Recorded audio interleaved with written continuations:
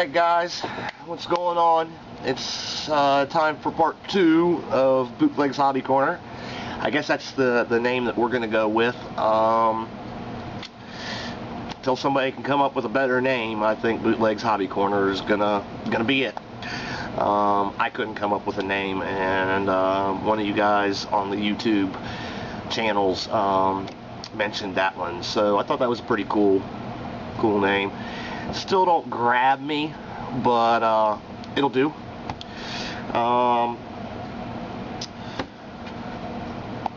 Let's see, where to start. Well, I think we should still stick with basics. Last time I went over some of the tools and supplies for modeling. Now, of course, that was not an end-all be-all list. That's just stuff that was handy, and some of your basic tools. More basic stuff. First off, your comfort level. If you're not comfortable where you're working, you're not going to sit there for hours on end and work. Just plain and simple. You know, if the table is too high and, you know, it's up here and you're working like this, you're gonna, you know, and trying to look over, you're not going to work very long. Or say you're working off the couch and working on the coffee table. Well, you're going to be bent over. Back's going to start hurting. You're going to get up. You're not going to do it very long. So, height, the chair that you use and the table you use, the height has to match. Or you're not gonna sit there. You know, if you got a really hard chair, put a pillow down. Because once again, if that chair's real hard and it's uncomfortable, your butt's going to go to sleep. The next thing you know, you're going to get up and you're not going to come back. Lighting. Now, they do make light bulbs that are natural daylight, and you know, you can spend hundreds of dollars on lights. You don't have to do that. Just make sure that the area that you're working in is well lit. You know, if you can't see properly, you're going to be straining and squinting. It's not good on the eyes. Then you're going to take it into the game store where there's all these bright lights, and you're going to look at it like, oh my god. So light is important. Make sure that you can properly see things. Again, if there isn't enough light, bring a lamp in. You know, put a couple lamps up. You know, I'm not going to say you need to go out and have lamps for every angle so there's no shadows and all that. No, you don't have to go that far. You got the money, you know, go for it. But you don't have to go that far. You know, a lamp, the shade tilted so the light comes down, good enough. You just need to be able to see properly. Those two things are probably one of the biggest. Now, I know some of you don't have a dedicated area. You know, like me, I have my hobby table so I can spill stuff and not worry about it. Some of you are going to be working on your wife or your mom's kitchen table, the coffee table, you know, a card table. You're going to be working somewhere, computer stands, wherever it is. If you don't have a dedicated area, you're going to have to be moving. So that's something else to consider. An easy way of packing and unpacking.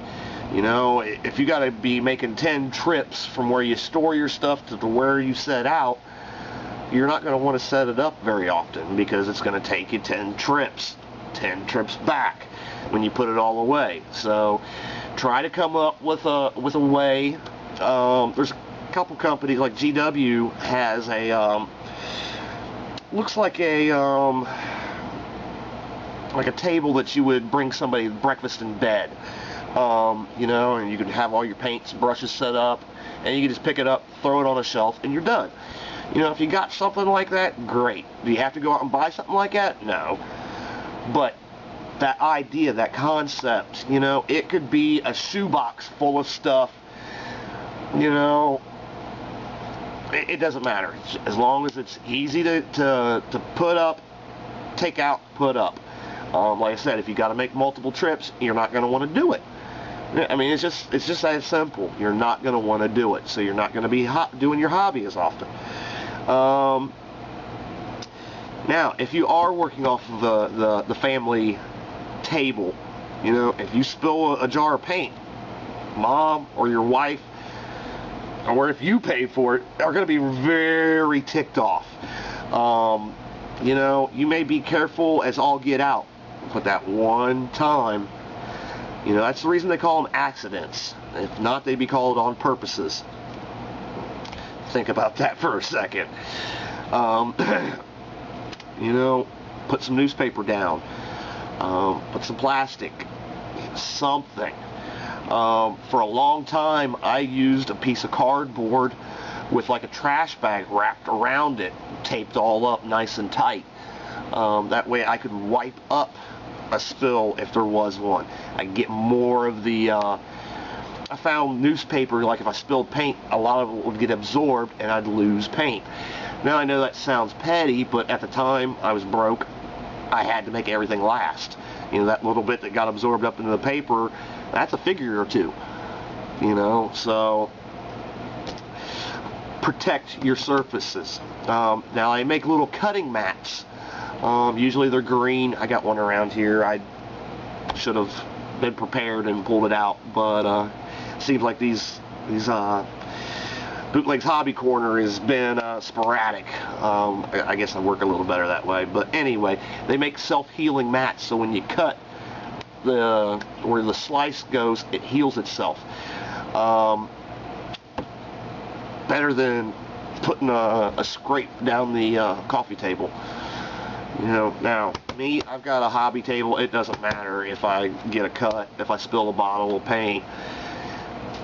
It doesn't really matter. Now, some people, that would just mean they're going to be sloppier and not going to worry about it. But like I said, you can be careful your whole life.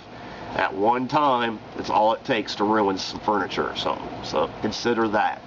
You know, it can be newspaper. It could be whatever. And something to consider. If you're using paints and stuff like that, think about ventilation. You know, we're using model glues and stuff like that, and you know, you may feel good for a minute, but eventually that stuff gives you a headache and it kills brain cells. And so think about a well ventilated area. Those are some of the basics to consider. Now, I'm sure there's more things that I'm not thinking of right off the bat. And if you guys come up with some, go to our forums. Bootlegs Gamer Nation /getforums.com. Say, hey, you forgot this in the video. Maybe I'll put it in the next show or something. Say, hey, you know, I did forget something and somebody reminded me. Now, let's see. Some other things. Containers we usually use for figure painting anyway. Now, granted, a lot of these hobby tips are going to be for various hobbies, but miniature painters usually use an acrylic paint, which means it's water-based. It can be cleaned with water. So you're going to want to have multiple containers of water. Now, what I usually have is I have one that I keep for my rough, my first wash. Now, I keep another container of water that I never put anything in. This container of water is if I need water to thin something down. You know, you don't want nasty water, and you don't want to have to keep getting up. So I can just put my fingers in there, get a couple drops, dip a couple drops in, so on and so forth. I also picked this up. Boy, we cannot film without having the dogs chime in. It's just, I guess it's going to be a show, a part of the show. But anyway, I picked this up at Hobby Lobby. Now you see it's got little slots that you can put your paintbrushes in. this opens up. I can use the lid as a pallet. I've got one side with water and the other side with water. Now this is meant so you can throw your brush in there and let it soak. I don't like to let brushes soak. I clean them right away. This one's got little ribs in it so you can take your brush across and get some agitation. What I usually do is